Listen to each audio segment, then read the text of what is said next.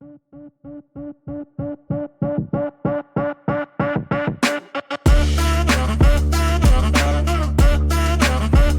is episode 74 of the Hybrid Coaching Podcast. In this episode, we talk about our training a little bit between JK and myself, and then we talk about weekly training time in terms of hours, minutes, and seconds, how much you should be doing of your running, your strength, and your hybrid specific work to answer a few listener questions. And then we also talk about some Hyrox updates that are happening. Let's make hybrid fitness work for you.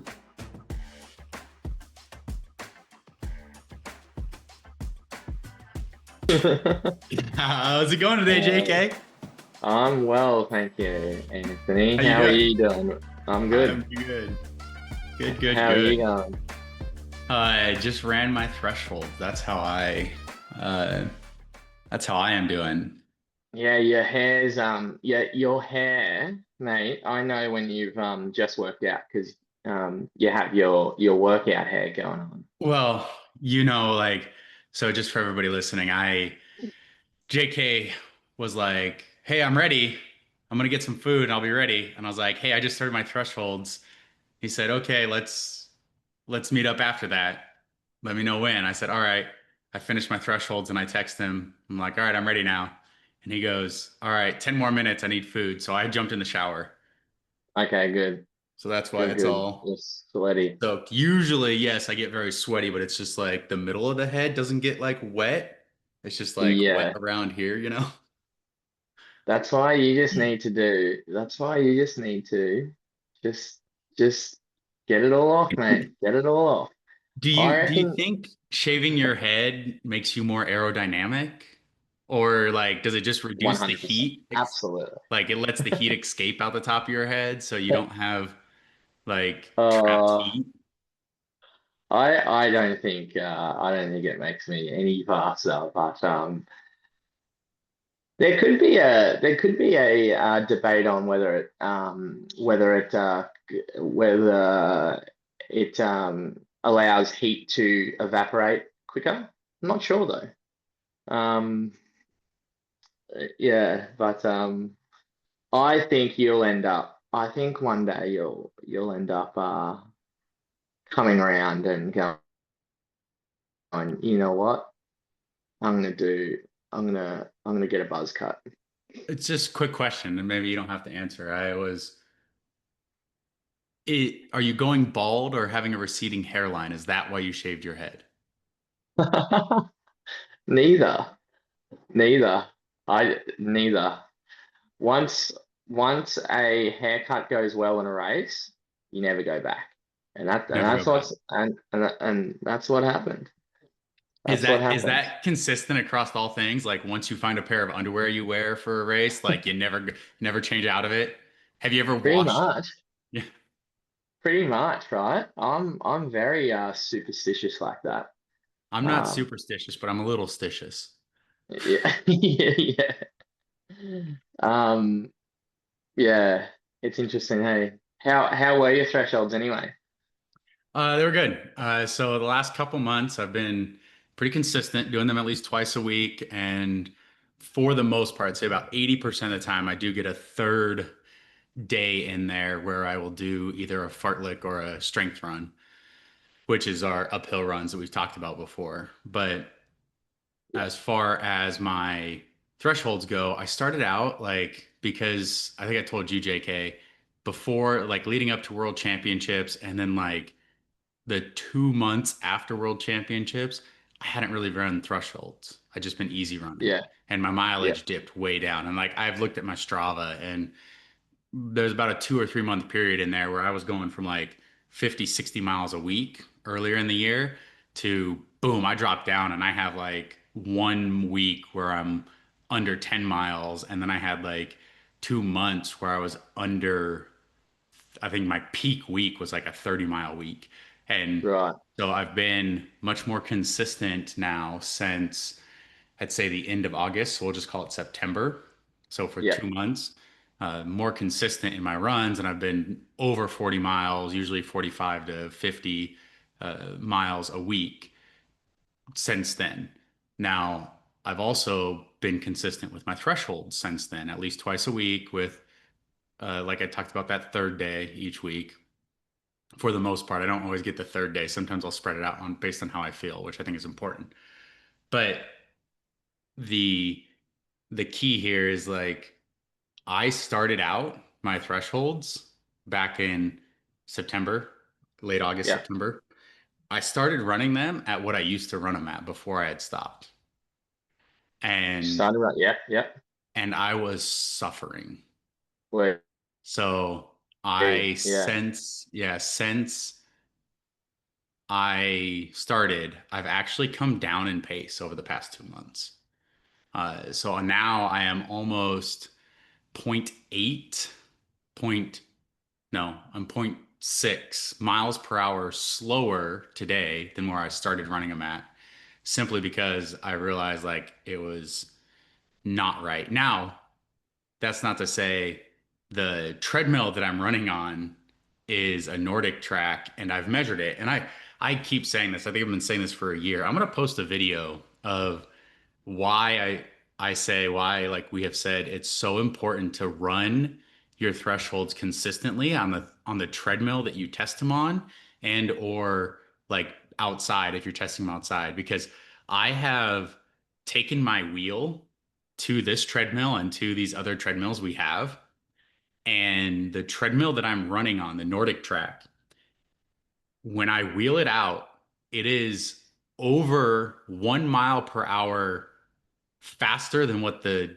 display says it's going based on like the distance within a time frame. Wow. Same like, and I've done the same measurement on our other treadmills, and a lot of them are like really close within point one, right on. Like, but there's two Nordic tracks that we have, the one up in Montana and the one here that I have in my house. And this one that's here is like 1 mile per hour faster than what it says. So, for example, I'm running at like an 8.0 miles per hour, these thresholds. But when I wheel out 8.0, it actually equates to like an 8.9. So it says that I'm running like, what Wow. is that? Seven, Wow. 7.5 miles per hour or 7.5 minutes per mile. But when I wheel it out, it's closer to the 640. Yeah. So the the treadmill is just off. And I know there's a way to like adjust it and calibrate it, but as long as I wheel it out and see it, I know that I'm doing it right. So like same thing happened when we were up in Montana. It was like half a mile per hour off. Um, but it was just interesting that you see these things, Yeah. and like that's why it's important. Like if I were to measure my threshold on the treadmill we have in the garage, that's not a Nordic track. It is a Bowflex, which I think is the old like Nautica or Nautique or something like that. If I go measure my threshold on there, it's gonna Mm. tell me that my threshold, like my LT1 and LT2, are like 9 to 9.7, something like that, like between LT1 and LT2. Yeah. But if I try to run that on the Nordic track, I'm actually would be running at like a 10.0 when I think I'm running at a 9. And so it's so far off, Yeah. it's ridiculous. Yeah. And so it's important that like, and the same thing could go the other way. If I were to measure my threshold on the Nordic track and then try to go on this other one, I would be like, I'm not doing any work. This is way easy. So I think Yeah. knowing, Yeah. especially if you're using treadmills at home, it's very important to know what it is. And I'm going to post the video. I've actually taken footage of me wheeling these treadmills off just to demonstrate like the differences and how to do it. But it is crazy how much different like the treadmills can be. Anyway, so Just like I said, just going back to more so for the listeners here. Can you explain, okay, like you started your thresholds once again after Worlds, and you just said you pulled back, you decided and right now you pulled back quite a lot. Like what's the reason for that? Like why have you pulled back? so a couple things. First off, before Worlds, like what was it, a month and a half before Worlds, I ran a half marathon, right? I ran the Las Vegas Rock and Roll half. I think I Hmm. ended up running it at like a 620 per mile average or something, 630 per mile average maybe. Whatever it was, well, I don't know. I think I ran like a 128, an hour 28 for my half marathon um, in the Las Vegas Rock and Roll half. But I remember when I was running, I was timing that first hour what my actual pace was. And in that first hour, I think I went like 9.1 miles. And so I just took the most that I went in that time, and that's what I've been Yeah, using for my threshold. Like I hadn't measured it, lactate tested it in a while. But I was like, okay, well, that's my first hour. We'll just go with it might have been more. It was like maybe it was like 9.3, something like that. It was, but I was like, okay, I'm fine there. Well, if anybody didn't know, I think I talked about this last time. I put on a little bit of weight. Like I'm like, I don't know, 20 pounds, maybe more heavier than I was before World Championships. Like so back in April or May. And I started when I started in September again running thresholds. I actually started at the same value. I was like, oh, this is my threshold number. I'm just gonna go run a 9.0. Like I thought I was being conservative about it. I tried that on the treadmill that we were doing, and it's obviously 9.0 is closer to a 10.0 on that treadmill, but I tried it and I was dying. Like I was struggling to do these threshold reps. I'm like, that's not how this is supposed to feel. Like I've done this enough that I yeah, know what it's supposed to feel like. And so I just started backing off. So the next time I went and did threshold, and I dropped it by like zero point 0.3 miles per hour. And I could finish them, but by the end, I was still dying, like yeah, still struggling, still struggling. When we do our thresholds, like I talked to you about, JK, especially when we're running our aerobic thresholds, we should be feeling, oh, I got two more sets I could have done, you know, yeah, not like it's taking everything to focus on this last rep to finish it. That's not the intent. That's not how it should be feeling. So that was pretty important. So I just started backing off every session. Like I would pick the pace I was going to run at for that session, and then if I didn't like it or I thought it was too much, I would back off the next time I did it. yeah, Right. And it actually, I think I've settled into what I'm doing now. But it did take me a little while because it just took a little while to target. And I'm gonna run a few more, like maybe this whole month again, at the pace that I'm running at. Even if I start feeling better, I'm gonna start running this whole month at that pace. And then come December, once I've had a couple months, 3 months under my belt of doing it, I'm gonna go actually test my lactate and yeah, cool. get a real number dialed in. Yeah, yeah. Now, I just wanted to ask that question because the amount of times that I've had to, as you know, I've had to pull back on my threshold pace um, to make sure that I'm I'm feeling good in my thresholds, right? You're meant to be feeling as if you're working, but it's not too uncomfortable work, right? So and as you've stated as well, like or like your lactate changes every day. So if I run a threshold session today and I actually get my blood lactates done, and I do exactly the same thing tomorrow, my blood lactate measurements are going to be different at the same pace because of it being on a different day, different recovery or lack of, or what have you. So the feeling of is far more important than actually like sticking to a pace and potentially not being able to recover. And obviously, we're talking about people that are training for Hyrox or any type of hybrid event that are doing a lot of other types of training on top of our threshold. So diluting that I guess ego, like to go, okay, I'm gonna drop it down a notch just to make sure that I'm recovering from these is really important. Yeah, and that's exactly it. Like drop your ego and try to just attack, like do there's a feeling that it should be, and you need to attack that feeling. Like you shouldn't be feeling dead. You got to go off feeling on your pace, on your runs and everything. And I think it's super important. And you just nailed it. Yeah, yeah, that's it. All right, we're done. That's all. No, just kidding. Uh, Next. that's the only thing to say. No, Yeah, the task for today, guys, is we have a couple questions we'll answer.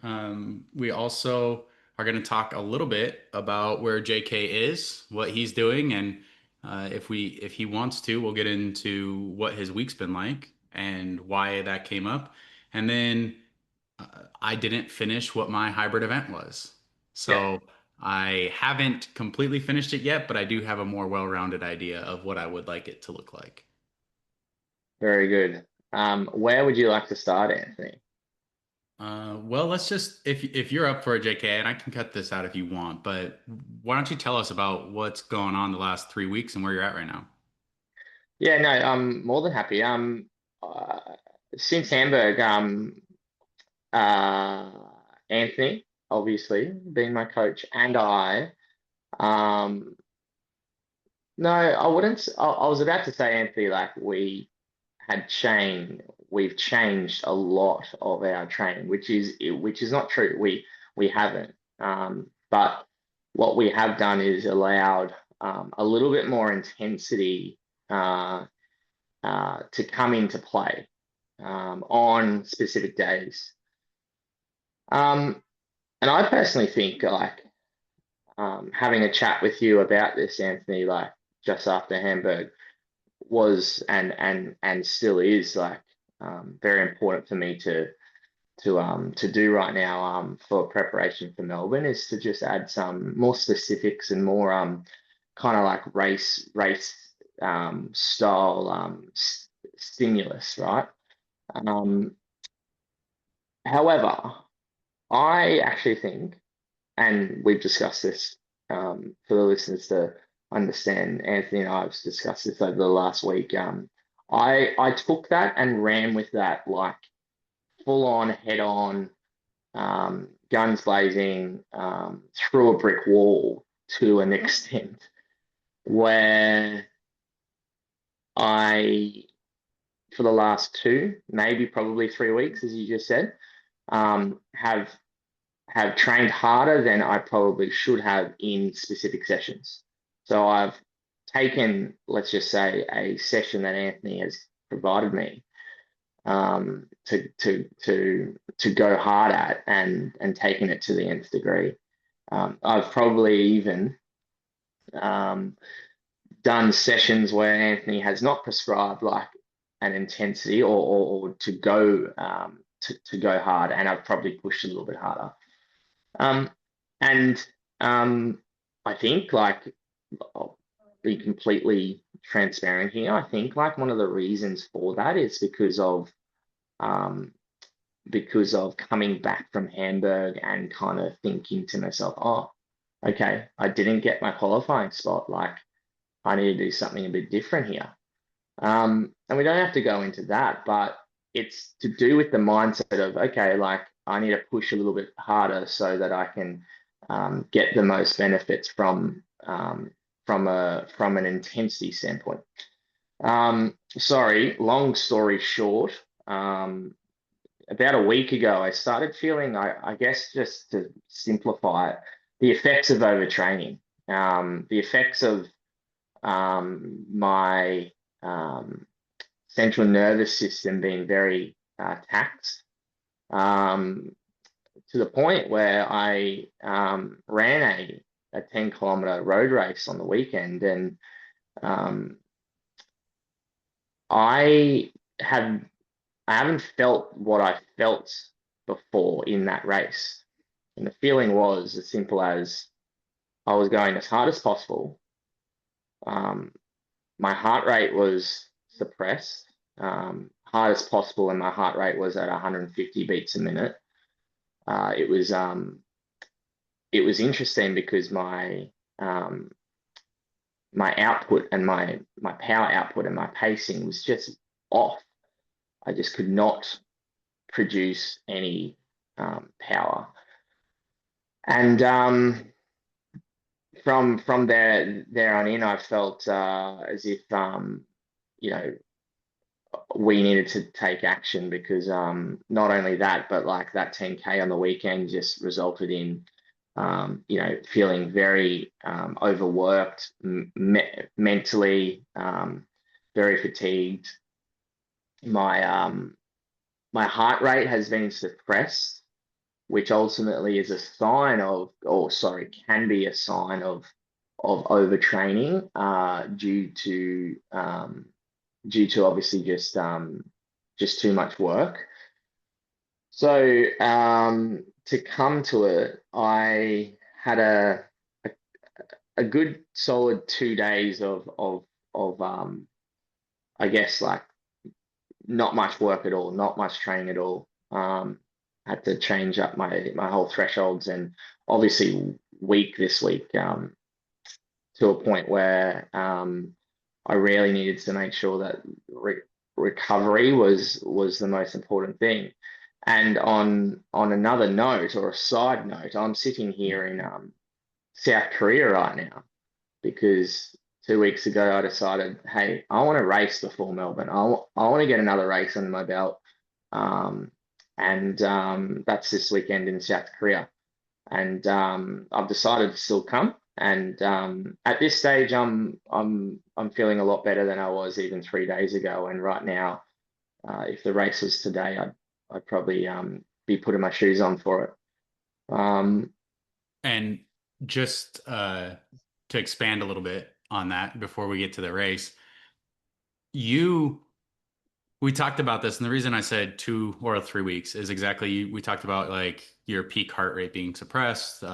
We talked about just how you were feeling and stuff.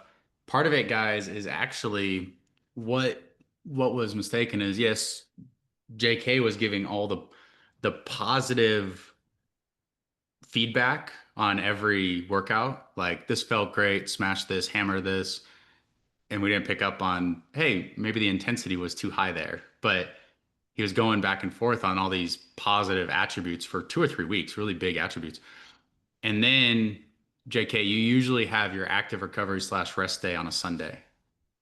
But these last 2 weeks, Yeah, true. we have taken your Sundays and put events on them. So the last 2 or 3 weeks, JK, you have had great positive feedback on all your workouts. Everything was going well. And then your usual active recovery days are on a Sunday.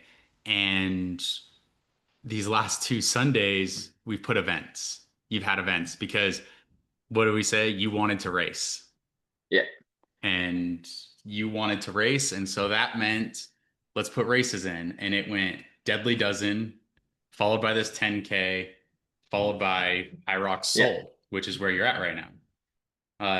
So yeah, nothing too crazy, but you kind of had big exertions and we left them in as basically training stimuluses, big ones. And because of the yeah, training stimulus, like counting them as training stimuluses, you've missed out on, well, actually, before missed out on, you spent a full Sunday in the sun, and it's pretty warm there right now, I'm assuming, right?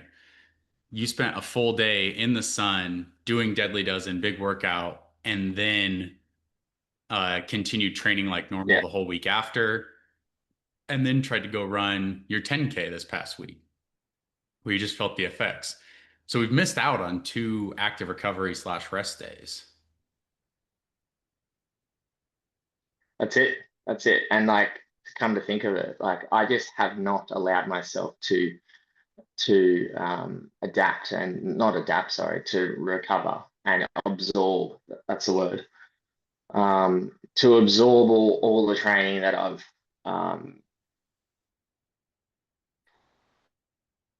put in since Hamburg, right? Yeah, the training you've had Yeah, since my, Hamburg, you just you know, I haven't had even a said chance this to to absorb. Georgie like a few nights ago, Anthony. I'm like, you think if we're, yeah, and we think we're superhuman, you know, like when we're feeling good in training, and until we don't, and until it catches up on you. And that's why, like, just just to quickly kind of preface a few things, the training is so important, but I've just realized, like, especially this week, what's a thousand times more important is the recovery process and absorbing and allowing your time to allowing your body to recover over time, and really respecting that. Um, And guys, that's super yeah, important that you I said think, that. like, You have like we have active recovery days. You can still move. You just have to take it at the right intensity, right? And those, the absolutely, deadly yeah, dozen and the 10K race were not appropriate intensities for active recovery days. exactly, So exactly. you had it exactly right there. Let's lead into that is why we ended up doing the taper for Soul is you kind of just took a hard taper, like straight up, Yeah, let's see what you recover, make it aerobic. You did do a threshold this week. And as we're recording this on Thursday, my time, Friday, your time, you race tomorrow, right? Or Sunday. yeah. No, it is tomorrow. Yeah, it's about in 36 hours time as we're recording. So, um, and look, like, if we were recording this even 48 hours ago, Anthony, I would be on the fence whether or not I'd be racing. But signs are, and not signs, but like my feeling, like how I'm feeling right now, is my body's kind of back to kind of like homeostasis, like normality. My metrics are back to normal. So obviously, if all goes well today, I still have a couple of really small priming little workouts to do. But if all goes well today, I'll be lining up tomorrow night. And Um, that that's another important piece, right? Is you have flexibility here. And this episode should come out probably right before you race, if not right after. But just to preface it, we've talked about this. You say right now, like you'd probably go if it was right now, but you've given flexibility that you're allowed to pull out right up to the start line. yeah, You can yeah, warm up, determine how you feel, and pull out. yeah. I'm very lucky that, I guess, this race is more about just racing for the sake of racing. For me, I don't need a time as such. I don't need a race to get into the next Elite 15 race. So and the reason why we said yes to this is just that. It's just I want to race, feel what a race feels like, and kind of enjoy a race without it being a major. So as Anthony just said, yeah, I'll be doing what I need to do for the next 48 hours to prepare for a race, because I'm very kind of routined with preparing for a race. But hey, like, if it doesn't feel right tomorrow night, then I won't be I won't be starting. Although, and I don't know why I'm saying this, but I'm going to, like, I know for a fact, if I start that race, no matter how I feel, I'm finishing it. So Mhm. it's bigger than just it's a bigger question to answer than just like, oh yeah, I'll see how it goes. No, if I'm racing tomorrow night, I'm bloody racing. So um, but yeah, just it's what we're trying to do, trying to build our fitness. And uh, and a lot of you who are listening to this are probably riding the line that I ride week in, week out, and that is, we're riding the line of trying to improve our fitness, um, creating adaptations through volume and intensity at the right time.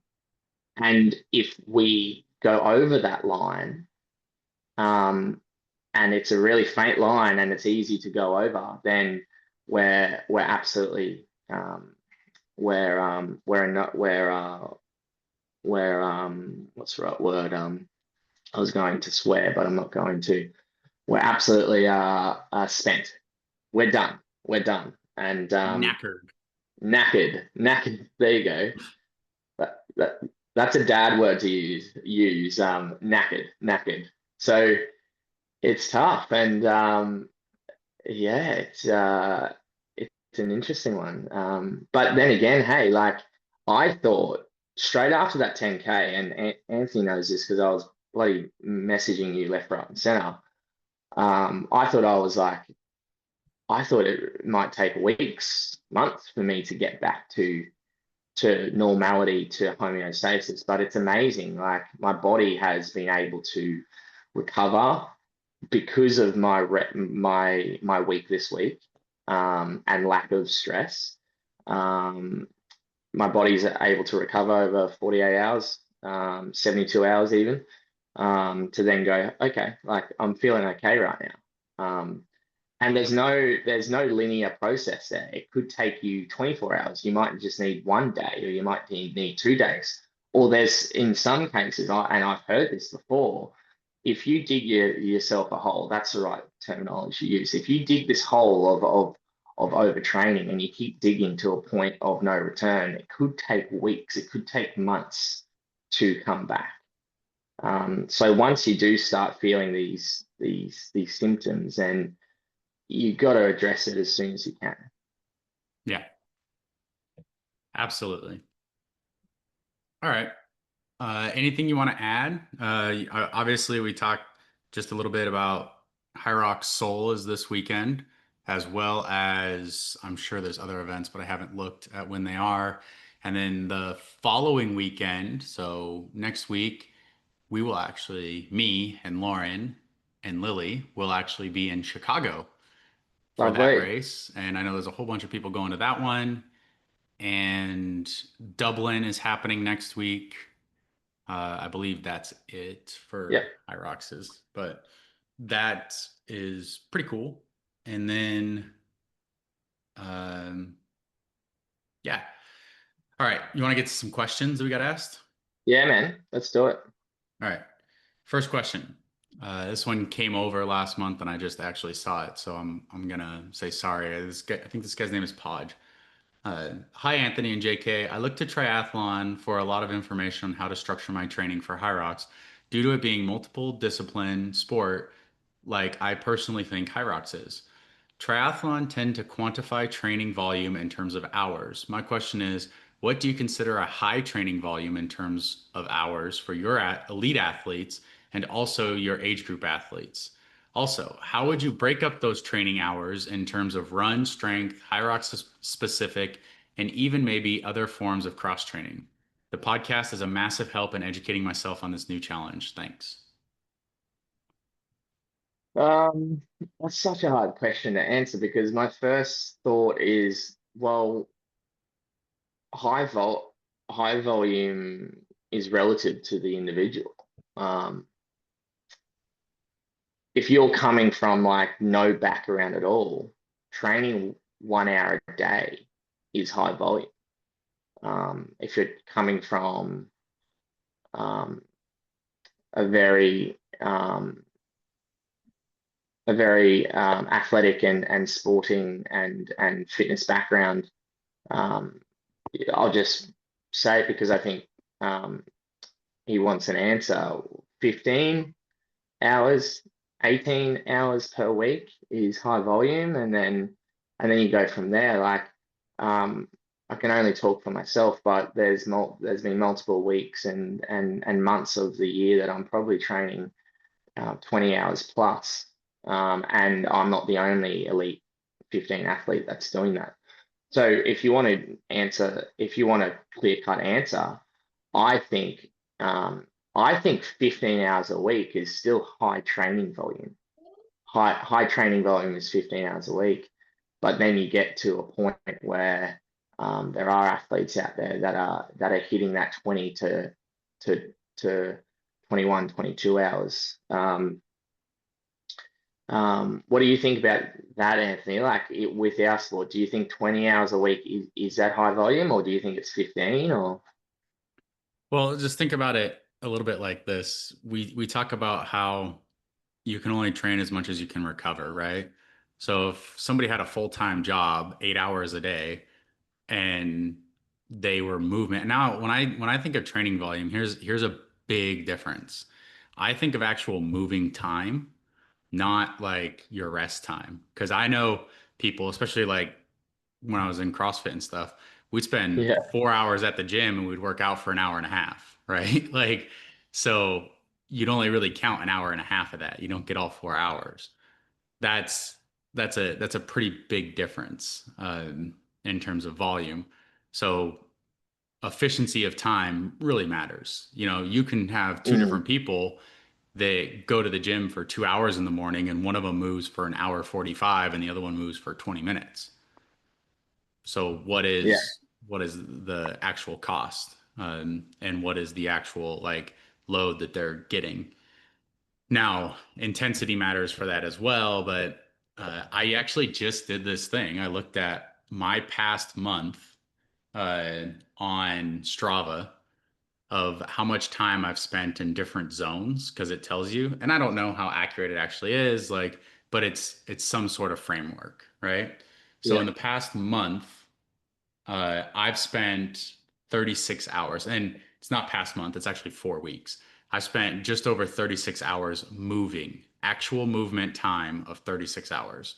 So that's about 9 hours a week, right? And that's Okay. me.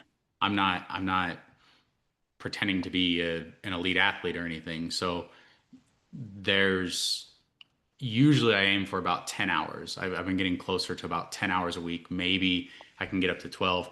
When I was really a couple of years ago, when I was like losing weight and running, you know, Hyrox and that marathons and like trying to lift too, I was doing about 15 hours a week. Uh, Yeah, but that's also remember if I am doing 15 hours of actual movement, I probably need to spend at least 20% of that time, so 3 hours throughout the week in recovery to help aid outside of the food and the normal sleep recovery that I get. So it's a yeah, part-time job. I think there's yeah, people that like you could include 20, 25, 30 hours they could do in a week. And in terms of like how you would split it up, it's differently. But just for an example, Strava gave me this breakdown, how much time I've spent in each of my zones in the last month. Now it's not exactly right because I remember I didn't turn my watch on for the zone 5 stuff. I've done like 3 or 4 of these, and zone 5 would be like the strides where like I just absolutely all out sprint. Like not all the strides are all out sprints, but I did do some like less than 1 minute things that I remember that I was just like, what can I do? And I'd sprint for 30 seconds and I didn't turn my watch on for it. So yeah, I obviously don't have those in here, but they wouldn't change the percentages very much in terms of you're talking about like maybe 2 minutes out of 36 hours, 36 plus hours. yeah. So in terms of time, zone one, I spent 17 hours and 34 minutes, which was 47.8% of my time. Okay. Zone Zone, one. yeah, zone two, I spent 13 hours and 8 minutes, so 35.7% of my time. I would count that as my easy work, right? So that's all my easy stuff. So in total, that's 83.5% of my time was spent easy. Yeah. And this includes workouts, GPPs, strength, things like that. Uh, Zone 3 and zone 4, uh, I won't add them together. I'll do them separate. So zone 3, I spent 5 hours and 31 minutes for 15%. Zone 4, I spent 32 minutes and 24 seconds for 1.5%. And then, like I just told you, I spent like Wow. less than 2 minutes in zone 5. Yeah. So in total, I spent 83.5% of my time in easy, zone 1 or zone 2, and I spent 16.5% of my time above zone 2. Yeah. Yeah. That's actually crazy, the breakdown, right? Yeah, that's not Not paying much. attention to it. That's Yeah. that's just me going off of feel and doing what I think I need to do that day. Yeah. Yeah. I think I think that's a great like question to ask yourself though is like, do you view your overall training volume as like as Anthony, like where it's like, okay, it's actually like the exact minutes of working and movement time, or is it like, okay, how many hours you're actually at the gym? Because I know for a fact, as you just said, like I think it is a CrossFit thing, or it can be a CrossFit thing. Sorry, where um, CrossFitters can say, oh, I'm at the gym for 6 hours a day, so totaling 25 hours of 24 hours of training a week, Monday to Friday. And then, if you think about it, well, they are doing a workout, resting and eating, recovering, stretching, doing another metcon, stretching, recovery, etc., etc. And their overall total movement time is less than half that time that they're in the gym. So that's a question to ask yourself: is what do you think is obviously volume for you? And that's a good point too, because like now there's a lot more to that because if you're looking at power lifters, right? There's a lot of power lifters who they're still lifting. They might spend 3 hours at the gym, but they're doing, a really heavy, high anaerobic set, 1, 2, 3 reps of super something heavy, and then resting 5 to 10 minutes and then hitting another one. So they only do like Mm, 5 or 6 sets in an hour, plus all the yeah, warm-up sets like to get there. You just talked about the CrossFitters. Like you do a lot of technique work, you do a lot of mobility. So like if you hit a long WOD, it's maybe 20 minutes in that hour, and then you're resting and you rest till the next hour, and then you do like, 10 minutes of snatch technique and then maybe a few snatches and then like a 10 minutes. So like maybe you're working for 20, 30 minutes of that hour. And then you hit a really short, high intensity workout that's like 6, 7 minutes long. And then you're rest like, so if you say 6 hours, your movement time, that's it's why it not. really depends in terms of total time, but the intensity of that time. And so that's why, like we talked about, you want to actually balance your easy work to your higher intensity work. Mm, Um, yeah, absolutely. Additionally, the other part of this question is during those training hours, how do you break it up? Like run, strength, Hyrox specific, other forms of cross training. And I think there's a good point in there is that I would say, in terms of running, if you count up all my hours or if you count up anybody that we're programming for too, probably 50 to 60% of that time they spend is on their feet, either running or aerobic conditioning in turn, Yeah, like time. And that could be like like time zone two domain. Yeah, biking or something. there's 24 hours in a day times 7 days per week. There's 168 hours in a week, right? Yep. Yep. What do you think the highest, or like the highest um easy like, sorry, the question is like, let's just take the triathletes, Ironmen for an example, who are training full time, that's their job, professional, etc., etc. How many hours per week do you think they're actually moving out of 168 hours per week? Oh, I know the answer to some of these, but I've seen professional Ironmans talk about doing about like 5 hours or more of movement per day.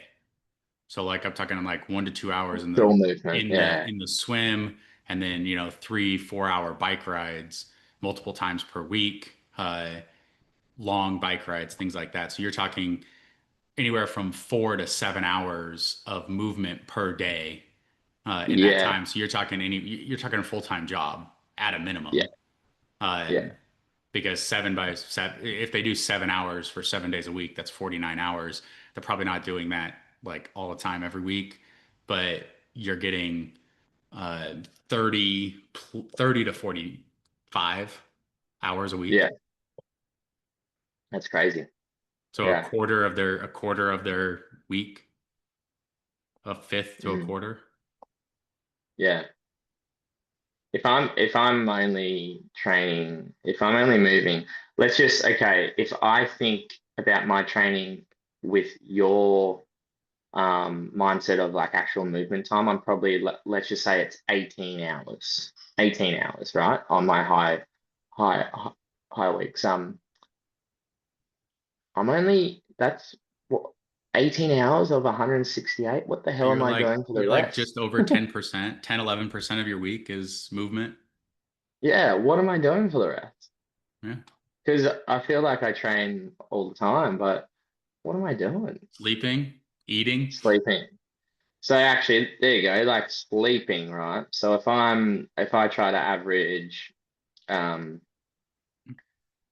8 times 8 hours a night, so I'm sleeping 56 hours per week. Yeah. Yeah, true. Yeah. It's interesting when you just, sorry, tangent, Yeah. but it's interesting when you just break it up like that. You ever think about just things in terms of percentages, how much it actually cost you? I was on a phone call the other day. Um, I was on the phone for like an hour and a half, and I looked at it and I was like, "That's interesting. If like I had done nothing else during this phone call, right? And instead of just talking on the phone for an hour and a half with someone, um, I was like, what else could I have done? But not that you could have, but if you think about it, that's like 6% or more of my day was just spent on that phone call. Yeah, crazy. Like crazy to actually look at it that way. Hey, Yeah. yeah. Anyway, But um I don't know. I like those. So anyway, in terms of the breakdown, guys, I'd say 50 to 60% of your time that you're spending moving throughout the week is probably running or running support. So, you know, that means doing your prehab stuff or doing I would count the aerobic sessions like the biking and stuff into that to as support systems for that on your fitness. The strength, the strength is also maybe it's not very much. I like in terms of our strength, 20 minutes a day of what you're actually doing would yeah, count as strength. Maybe JK for you, what is it, two 10-minute EMOMs or yeah, an E3 by five or and yeah, maybe another 5 or 10 minute things. You're looking at less than 30 minutes yeah. of strength specific each day, but it's something every day, except for your active recovery day. So 6 days a week. And then Hyrox specific would be our GPP. You do in 6 days of program GPP, you probably have four GPPs and Yeah. a couple extra credits. And then like there's core work. Maybe the core work can blend into the strength or other forms of cross training, but break it down that way. So the other 40 to 50% is kind of broken up evenly between the other stuff, maybe a little bit heavier on general fitness and high rocks prep. Yep. Yep. That sounds about right. Yeah. Yep. Yeah. All right. Uh, let's see. We got another question here. I don't know if we're gonna have a lot of time for it. I know you do gotta go soon. So let me just see. I'm just gonna read the question and we'll see if we have enough time to answer it. I also have a question for the Yep. podcast, which I'm a regular listen to, or the town hall. I did a lactate test last August to help get my LT1 and 2 pace, which I've been doing since then. Now, after 10 weeks, I feel amazing at this pace and sometimes struggle to even get into zone 4 for threshold workouts. Even on the last rep, how do I know when to increase my threshold pace? I was thinking of waiting until after Dublin to do so anyway, but was curious in knowing when I should increase the pace. Other than your favorite answer of it depends, I would imagine that getting another lactate test would Mhm. be the best way of progressing my threshold pace? Question mark. Thanks. Uh, yep. I would wait until after your race and then retest. It's Yeah. he says he does this last August. Actually, I don't know who wrote this, he or she. Um, they said that they tested in August. It's been almost 3 months. So if you wait till Dublin, that'll be probably 3 months. Like 3 months is kind of the soonest I would retest. You know, and we usually wait 3 or 4 months. Yeah. So maybe wait a couple weeks after Dublin when you know you've recovered. So I don't test the week after a race. I would wait at least that week and then test the following week and redo your test and just see if you've improved. Yep. I would not jump up the like it's not just going back to threshold. It's not about it's feeling good because it's feeling good. Let's add up let's jump up the pace. It's meant to feel good or it's meant to feel comfortably hard, as I like to say. So just because your thresholds are feeling good, you're barely getting into heart rate of zone 4. That's the point. Like that's great. Um, your fitness is improving. Yep. So before jumping up, make sure you measure, make sure you Yep. test. Yeah, and that's exactly it. Like you want to make sure you're doing. I think we answered this really well actually at the beginning when we were talking about our own. We talked about Yeah, doing my threshold. Like you should feel like you could do one or two more sets afterwards, and monitor yourself. If you need to take it down, then take it down. exactly. Yeah. Yeah. All right. So there's a couple more questions left. We're not going to get to today because I know you got to go. But before we go, I just wanted to see if I want to JK. see. I want to hear your last bit of your hybrid event. Okay, I haven't finished it yet. So either if we don't get to that today, I will finish it. But JK, I just had a quick question. So last weekend, we saw the first Hyrox sponsored or Hyrox uh, enforced drug testing at a pro race, Yeah, true. open to it. Yeah, So I think fantastic that yeah, that's what they're doing, getting out there and actually testing people that are putting down qualifying times. Because I mean, there is a lot right now. Like people are getting big sponsorships on just qualifying into the Elite 15. So it seems like there would be a lot of just people like I just want to get there because look what the accolades, the visibility that people get by just getting there is. yeah, And so we saw the first testing. And as far as I know, they tested the top 5 men, the top 5 women, and the top 5 doubles teams, men and women. So that's 30 tests.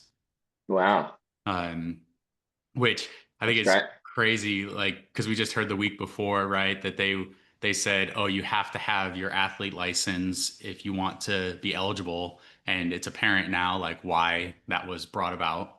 That you Yeah, have to have your athlete license because they're going to test these pro races, and on top of that, like I remember seeing some comments from people saying, "Oh, it's a money grab." It's not a money grab. It's 197 euros for the license, and each of these tests cost about $500. And they just tested 30 people at just any open race or any pro race. And yeah, now you're looking at like they're probably going to test a lot of these different pro races throughout the year and on top of the majors and everything. This fee for the pro license is not any sort of money grab. It barely offsets one person's half a test. yeah. If you think it's a money grab, maybe sorry, I shouldn't say it this way, but have a think about how much money Hyrox is making with just a normal Hyrox race, right? It has zero, it has nothing to do with money. Yeah. It's everything to do with professionalizing the sport.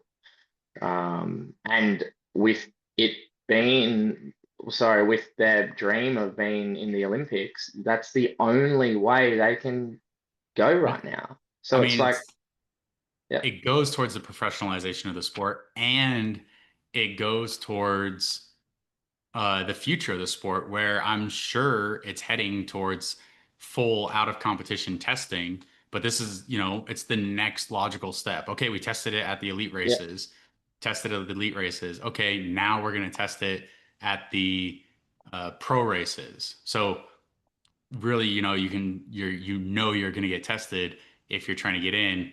And people, I'm sure there's people that could still plan around that. But now you're looking at the next step is put yourself in the pool by buying the athlete license, which Yeah. for me, it seems like the athlete license, the cost for it is not going towards like the actual drug testing. It's going towards the administrative cost and the legal cost for Yeah. having to set up this in the background, because that's Yeah. a huge price. There's somebody that has to manage it. And I tell you what, if one person managing it is only getting paid by the people that do the licenses, they're not going to be working very much. No, correct. So Yeah. Yeah. Yeah. Yeah. the the licenses are really starting to professionalize the sport, put them in and give you these other benefits too, and make it so that you can get it. And I heard too that people were like, "Oh, you have to have a time to get." You don't have to have a time to get the license. Anybody can buy the license. Anybody at all. You need Right. a time with the license in order to qualify into the first heat, so that people can't Yeah. gamify it. You can't like, oh, I just want to be in the first heat so I know when I'm going to go. I'm going to go buy a license, even though I'm going to finish in 2 hours. Like, you're not going to get put in the first heat Yeah. then. That's what the time value was. Yeah. Yeah. Yeah. Exactly.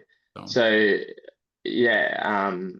Next we'll have um, next we'll have the drug testers knocking on our door at any time of the day.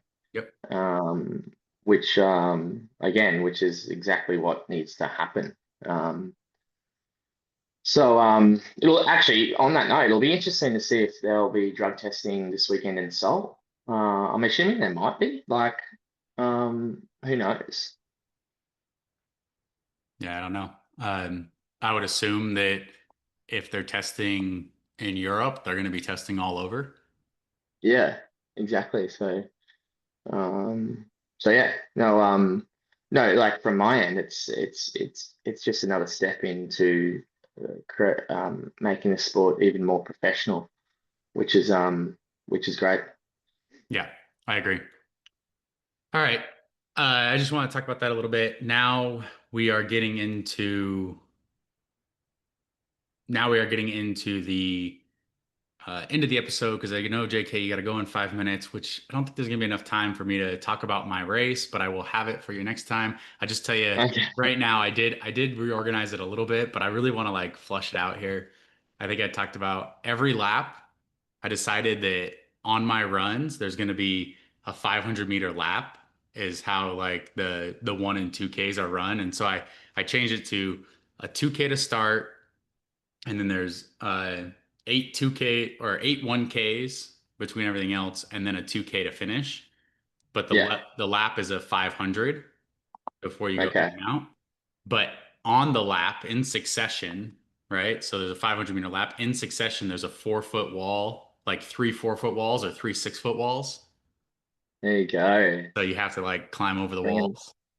bringing back the Spartan days. Yeah, so something like a little bit, like nothing Well, drastic, but no, like nothing. that Yeah. Yeah. that Yeah. slows you down for a second. And if you get proficient at the walls, you got to hop over them, boom, boom, Yeah. boom, and then run. And you still have, if the three walls are in a 15, 10, 15, or 20 meter distance, you still have 480 meters of like running to do. So you're still getting back to full speed, but it's Yeah. causing a little bit of a breakup in the run. Yeah. Yeah. I like it. I like it. Can we please next episode? I want you to Okay. I will finish it have up. it. I will have it for next episode. What I if want what you to if finish like it up. those walls, what if they were burpee wallovers I was every about. lap? I was thinking that just then. Yeah, Okay, you've got to do like I'll flesh it out. I'll burpee. Yeah. I'll do my $1 million prize purse, and I'll have the Yeah. race. Yeah. Sounds good. All right. All right, everyone. Thank you very much for listening. We will talk to you next week after JK's race and on our way to Chicago. So good luck, JK. Thanks, mate. We'll talk soon, and thanks once again for listening, guys. We'll see you in the next one. Yep. Thank you for listening to the Hybrid Coaching Podcast. If you'd like to reach out and get in contact with us, you can email the Hybrid Coaching Podcast at gmail.com, or you can find us on Instagram, either at the Hybrid Engine or at jk.jameskelly. Thank you for listening. Have a great day.